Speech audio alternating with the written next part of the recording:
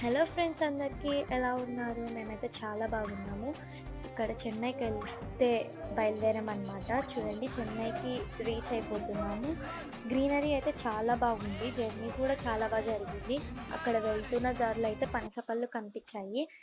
Part 1 చేశాను. ఇది part 2 continuation అనమాట.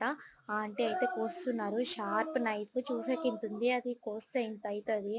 ఆల్రెడీ స్టాక్ అనమాట. కోసి అలా పెడతారు టేస్ట్‌కి ఇమ్మంటే ఇస్తారనమాట వాళ్ళు. అదైతే ఒక్క దెబ్బకే ఇలా అన్నారనమాట ఆంటీ అయితే చాలా బాగొచ్చింది.